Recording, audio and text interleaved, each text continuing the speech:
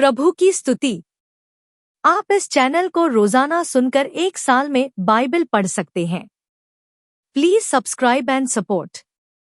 आज के बाइबल अध्याय राजाओं का वृत्तांत पहला भाग अध्याय 3। राजाओं का वृत्तांत पहला भाग अध्याय 3।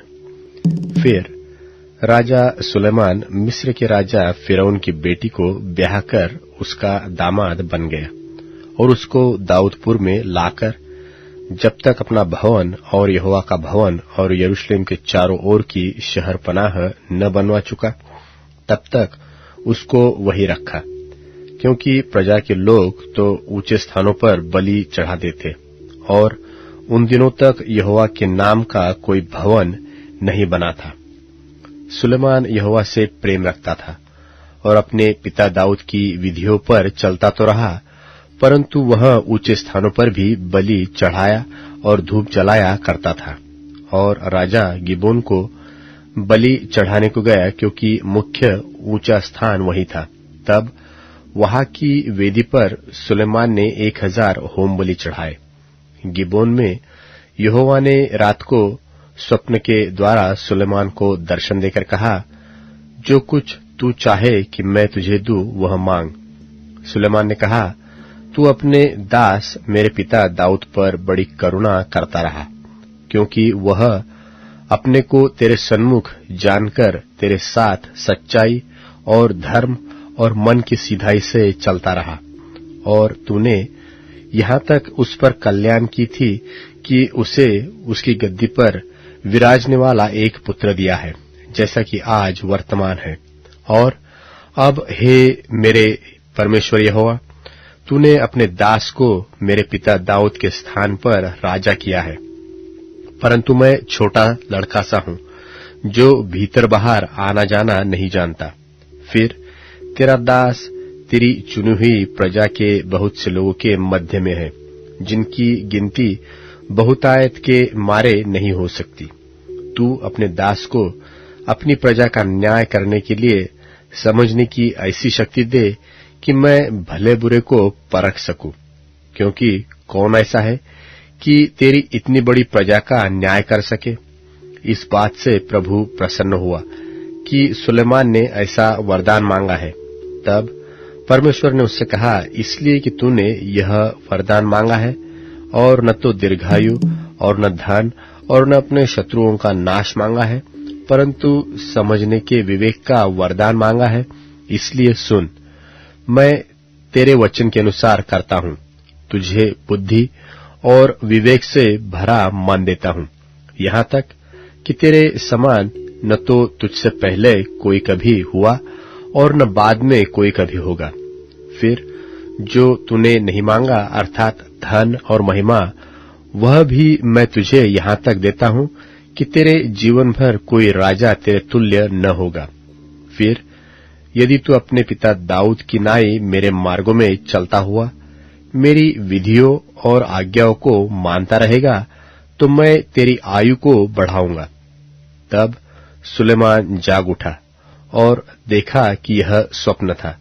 फिर वह यरूशलेम को गया और यहोवा की वाचा के संदूक के सामने खड़ा होकर होम बलि और मेलबलि चढ़ाए और अपने सब कर्मचारियों के लिए जेवनार की। उस समय 2 वेश्याएं राजा के पास आकर उसके सन्मुख खड़ी हुई। उनमें से एक स्त्री कहने लगी, हे मेरे प्रभु, मैं और यह स्त्री दोनों एक ही घर में रहती है और इसके संग घर में रहते हुए मेरे एक बच्चा हुआ।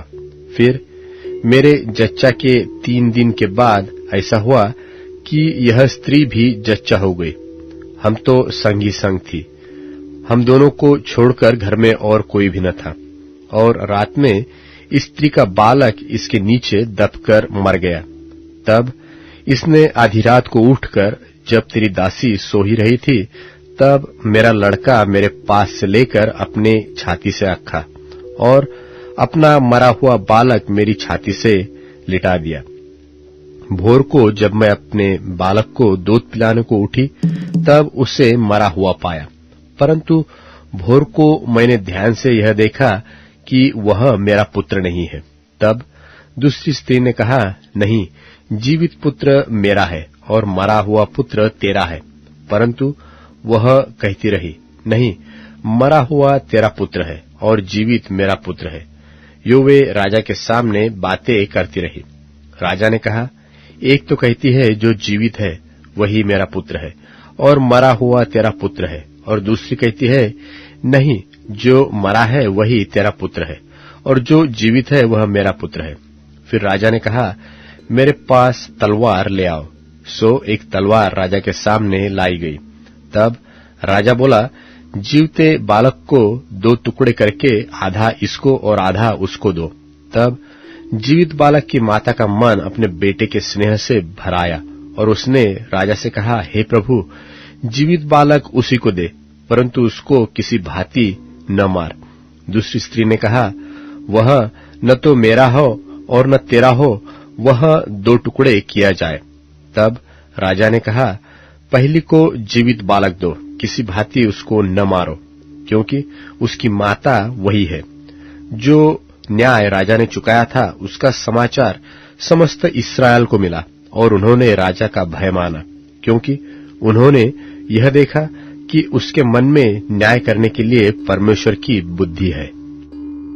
राजाओं का वृत्तांत पहला भाग अध्याय 4। राजाओं का वृत्तांत पहला भाग अध्याय 4। सुलेमान का राज प्रबंध और महात्म्य।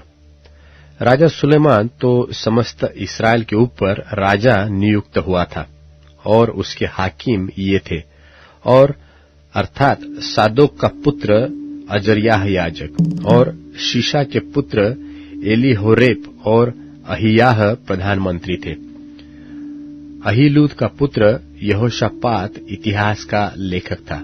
फिर यहोयादा का पुत्र बनायाह प्रधान सेनापति था और सादोक और एब्यातार याजक थे, और नातान का पुत्र अजर्याह भंडारियों के ऊपर था, और नातान का पुत्र जाबूद याजक और राजा का मित्र भी था, और अहीशार राज परिवार के ऊपर था, और अब्दा का पुत्र अदोनीराम बेगारों के ऊपर मुखिया था। और सुलेमान के 12 भंडारी थे, जो समस्त इस्राएलियों के अधिकारी होकर राजा और उसके घराने के लिए भोजन का प्रबंध करते थे। एक एक पुरुष प्रतिवर्ष अपने अपने नियुक्त महीने में प्रबंध करता था, और उनके नाम ये थे, अर्थात एप्रेम के पहाड़ी देश में बेनहूर और माकस, शालबीम, बेत शेमेश, और एलोन बेथानान में बेंदेकेर था। अरुब्बोत में बेन्हेसेद, जिसके अधिकार में सौको और हेपेर का समस्त देश था। दोर के समस्त ऊंचे देश में बेन बिनादाब, जिसकी स्त्री सुलेमान की बेटी तापत थी, और अहीलूद का पुत्र बाना, जिसके अधिकार में तानाक, मगिद्दो और बेतशान का वह सब देश था, जो सारतान के पास और इज्रेल के नीचे और बेतशान से ले आबेल महोला तक, अर्थात युकमाम की परली ओर तक है। और गिला के रामोत में बेन गेबेर था, जिसके अधिकार में मनश्शे याईर के गिलाद के गांव थे, अर्थात इसी के अधिकार में बाशान के अरगोब का देश था, जिसमें शहरपनाह और पीतल के बेड़े वाले 60 बड़े नगर थे। और इद्दा के पुत्र अहीनादाब के हाथ में महनैम था। नप्ताली में अहीमास था, जिसने सुलेमान की बासमत नाम बेटी को ब्याह लिया था। और आशेर और आलोत में हुशै का पुत्र बाना, इस्साकार में पारूह का पुत्र यहोशापात, और बिन्यामीन में एला का पुत्र शिमी था। उरी का पुत्र गेबेर गिलाद में, अर्थात एमोरियों के राजा सिहोन और बाशान के राजा ओग के देश में था। इस समस्त देश में वही भंडारी था। यहूदा और इस्राएल के लोग बहुत थे।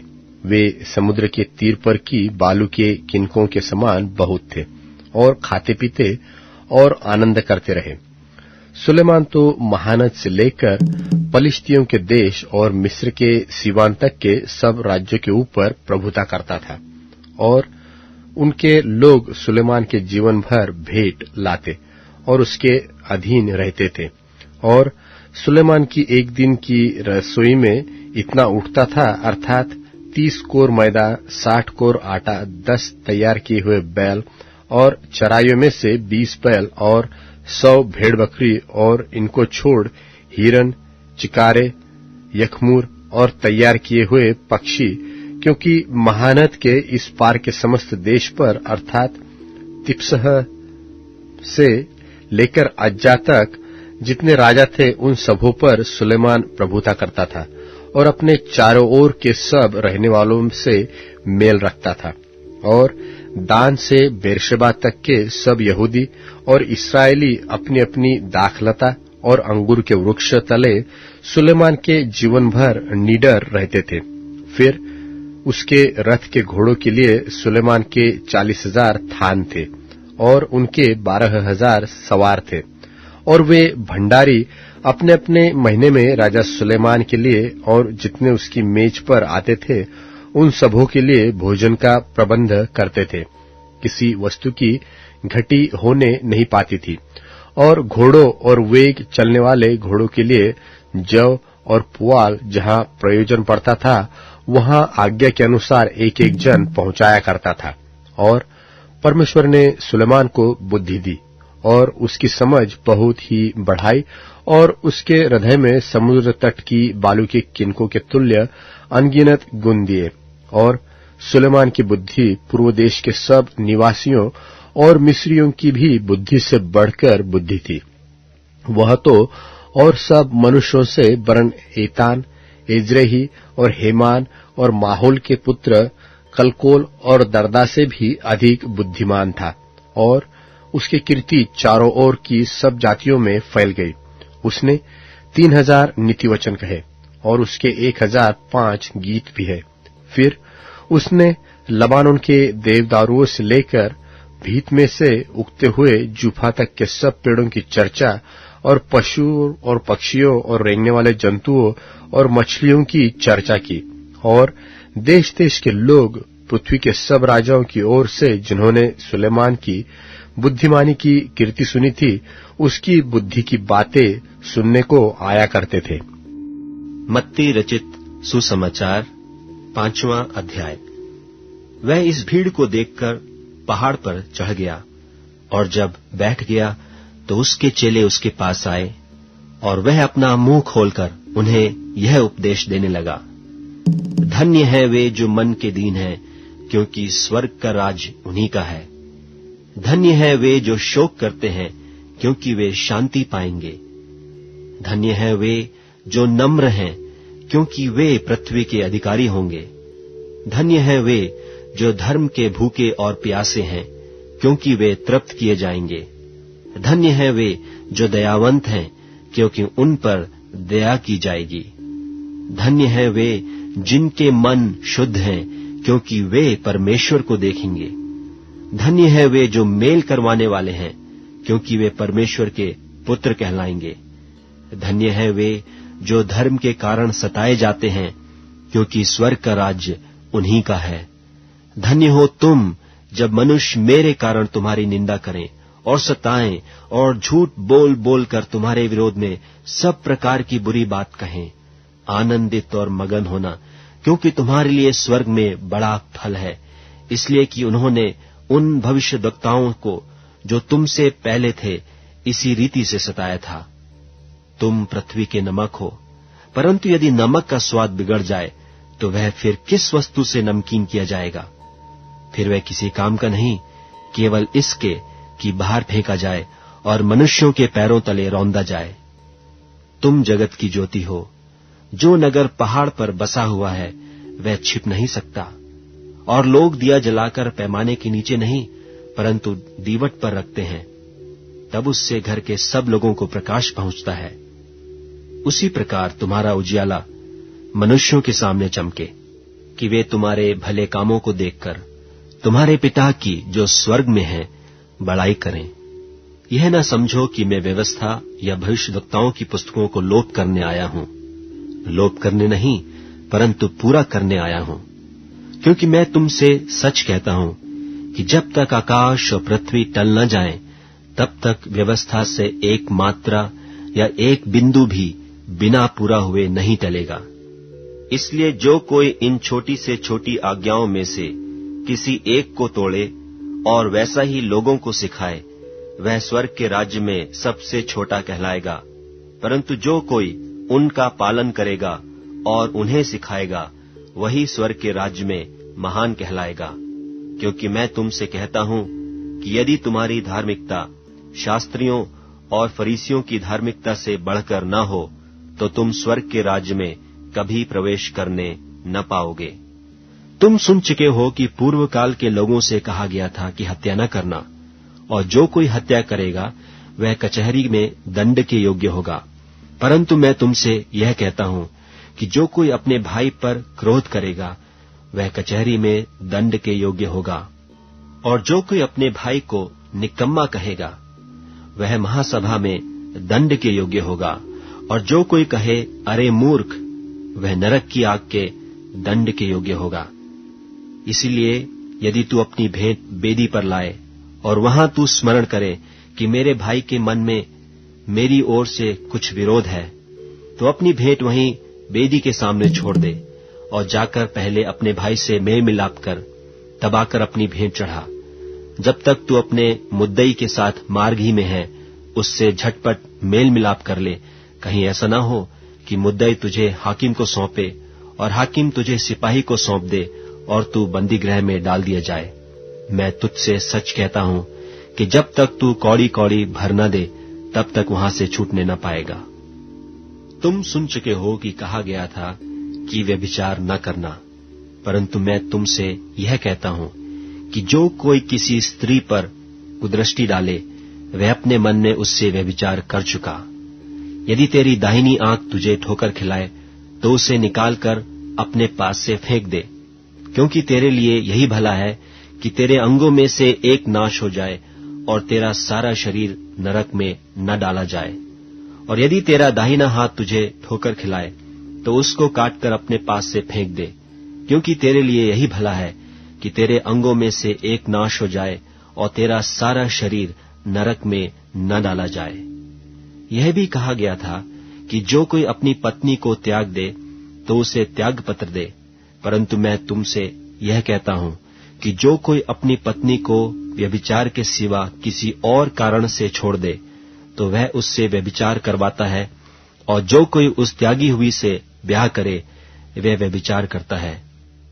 फिर तुम सुन चुके हो कि पूर्व काल के लोगों से कहा गया था कि झूठी शपथ न खाना, परंतु प्रभु के लिए अपनी शपथ को पूरी करना। परंतु मैं तुमसे यह कहता हूं कि कभी शपथ न खाना, न तो स्वर्ग की, क्योंकि वह परमेश्वर का सिंहासन है, न धरती की, क्योंकि वह उसके पांवों की चौकी है, न यरूशलेम की, क्योंकि वह महाराजा का नगर है। अपने सिर की भी शपथ न खाना, क्योंकि तू एक बाल को भी न उजला न काला कर सकता है। परंतु तुम्हारी बात हां की हां या नहीं की नहीं हो, क्योंकि जो कुछ इससे अधिक होता है वह बुराई से होता है। तुम सुन चुके हो कि कहा गया था कि आंख के बदले आंख और दांत के बदले दांत। परंतु मैं तुमसे यह कहता हूं कि बुरे का सामना न करना, परंतु जो कोई तेरे दाहिने गाल पर थप्पड़ मारे, उसकी ओर दूसरा भी फेर दे। और यदि कोई तुझ पर नालिश करके तेरा कुर्ता लेना चाहे, तो उससे दोहर भी ले लेने दे। और जो कोई तुझे कोस भर बेगार में ले जाए, तो उसके साथ 2 कोस चला जा। जो कोई तुझसे मांगे उसे दे, और जो तुझसे उधार लेना चाहे उससे मुंह न मोड़। तुम सुन चुके हो कि कहा गया था कि अपने पड़ोसी से प्रेम रखना और अपने बैरी से बैर। परंतु मैं तुमसे यह कहता हूं कि अपने बैरियों से प्रेम रखो और अपने सताने वालों के लिए प्रार्थना करो, जिससे तुम अपने स्वर्गीय पिता की संतान ठहरोगे, क्योंकि वह भलों और बुरों दोनों पर अपना सूर्य उदय करता है और धर्मियों और अधर्मियों दोनों पर मेह बरसाता है। क्योंकि यदि तुम अपने प्रेम रखने वालों ही से प्रेम रखो, तो तुम्हारे लिए क्या फल होगा? क्या महसूल लेने वाले भी ऐसा ही नहीं करते? और यदि तुम केवल अपने भाइयों ही को नमस्कार करो, तो कौन सा बड़ा काम करते हो? क्या अन्य जाति भी ऐसा नहीं करते? इसलिए चाहिए कि तुम सिद्ध बनो जैसा तुम्हारा स्वर्गीय पिता सिद्ध है। मत्ती रचित सुसमाचार 6वां अध्याय। सावधान रहो, तुम मनुष्यों को दिखाने के लिए अपने धर्म के काम न करो, नहीं तो अपने स्वर्गीय पिता से कुछ भी फल न पाओगे। इसलिए जब तू दान करे तो अपने आगे तुरही न बजवा, जैसा कपटी सभाओं और गलियों में करते हैं, ताकि लोग उनकी बड़ाई करें। मैं तुमसे सच कहता हूं कि वे अपना फल पा चुके। परंतु जब तू दान करे तो जो तेरा दाहिना हाथ करता है उसे तेरा बायां हाथ न जानने पाए, ताकि तेरा दान गुप्त रहे, और तब तेरा पिता जो गुप्त में देखता है तुझे प्रतिफल देगा। और जब तू प्रार्थना करे तो कपटियों के समान न हो, क्योंकि लोगों को दिखाने के लिए सभाओं और सड़कों की मोड़ों पर खड़े होकर प्रार्थना करना उनको अच्छा लगता है। मैं तुमसे सच कहता हूं कि वे अपना प्रतिफल पा चुके। परंतु जब तू प्रार्थना करे तो अपनी कोठरी में जा और द्वार बंद करके अपने पिता से जो गुप्त में है प्रार्थना कर, और तब तेरा पिता जो गुप्त में देखता है तुझे प्रतिफल देगा। प्रार्थना करते समय अन्य जातियों की नाई बकबक न करो, क्योंकि वे समझते हैं कि उनके बहुत बोलने से उनकी सुनी जाएगी। सो तुम उनकी नाई न बनो, क्योंकि तुम्हारा पिता तुम्हारे मांगने से पहले ही जानता है कि तुम्हारी क्या क्या आवश्यकता है। सो तुम इस रीति से प्रार्थना किया करो, हे हमारे पिता, तू जो स्वर्ग में है, तेरा नाम पवित्र माना जाए, तेरा राज्य आए, तेरी इच्छा जैसी स्वर्ग में पूरी होती है वैसे पृथ्वी पर भी हो। हमारी दिन भर की रोटी आज हमें दे, और जिस प्रकार हमने अपने अपराधियों को क्षमा किया है वैसे ही तू भी हमारे अपराधों को क्षमा कर, और हमें परीक्षा में न ला, परंतु बुराई से बचा, क्योंकि राज्य और पराक्रम और महिमा सदा तेरे ही हैं।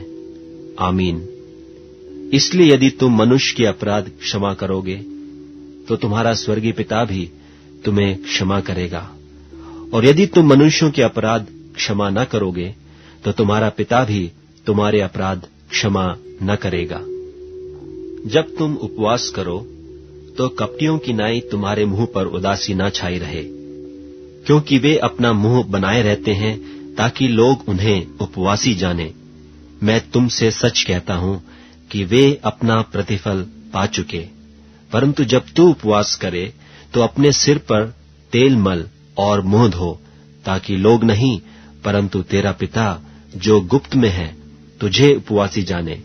इस दशा में तेरा पिता जो गुप्त में देखता है तुझे प्रतिफल देगा।